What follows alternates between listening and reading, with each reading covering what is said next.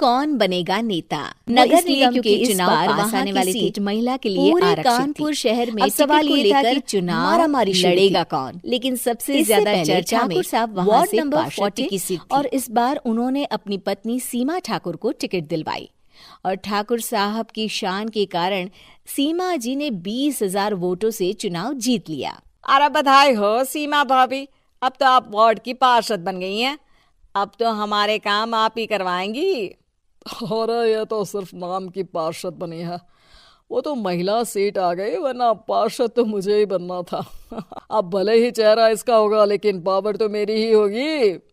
अरे वाह भाई साहब, क्या दिमाग लगाया है आपने भी। आइए आप लोग, खाना लगा दिया है सबके लिए। सीमा जी पार्षद बन चुकी थी, फिर भी उनकी एक ना चलती।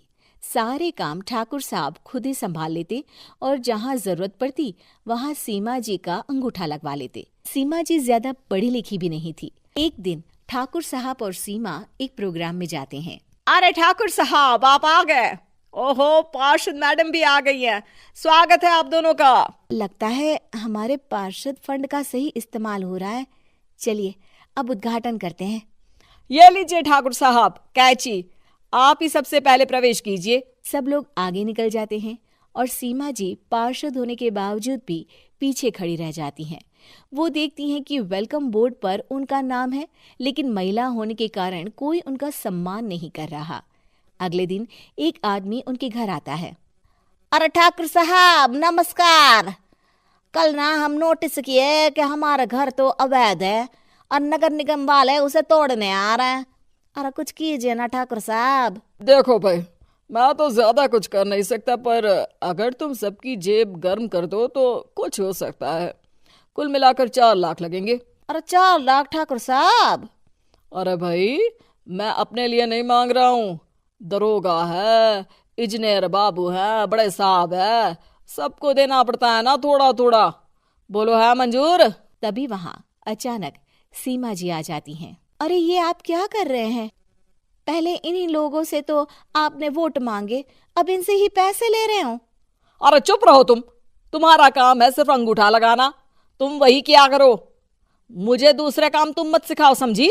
और तुम ना जाओ, अब पैसे लेकर आओ, वरना जेसीबी किसी भी वक्त आती होगी। सब कुछ ऐसे ही चलते रहता है।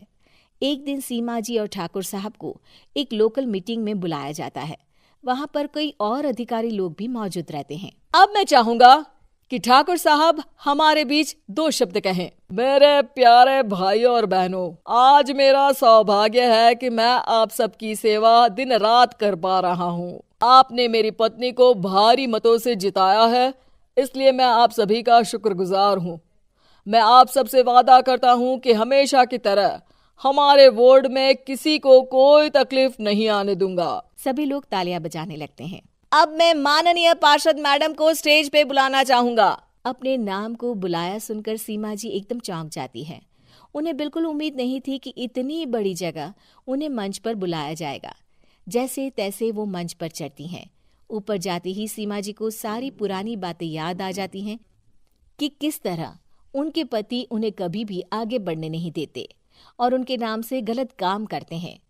वो बोलने लगती हैं, मैं आपके वार्ड की पार्षद सीमा हूँ। आप में से बहुत कम लोग ही मुझे जानते होंगे, क्योंकि इससे पहले मुझे कभी ऐसा मौका ही नहीं मिला। सारे मौके मेरे पार्षद पति यानी आपके ठाकुर साहब ही लेते रहे, लेकिन आज ये मौका मुझे मिला है तो मैं इसे ऐसे ही नहीं जाने दूंगी। मैं आपको ये बताना चाहती हूँ कि आपके ठाकुर साहब मेरे नाम की आड़ में गैर कानूनी काम करते हैं, जिस पर अंगूठों के निशान मेरे होते थे। इसीलिए मैं अपनी गलती मानती हूँ और आज अपने पद से इस्तीफा देती हूँ, ताकि आगे से कोई गलत काम ना हो पाए। अब फैसला आप सबके हाथ में है कि आप हमें क्या सजा देना चाहते हैं। सीमा जी की बातें सुनकर ठाकुर साहब के चेहरे का रंग उड़ जाता है और वो शर्म से मुंह नीचा करके वहां से चले जाते हैं और पद से इस्तीफा देकर ही सही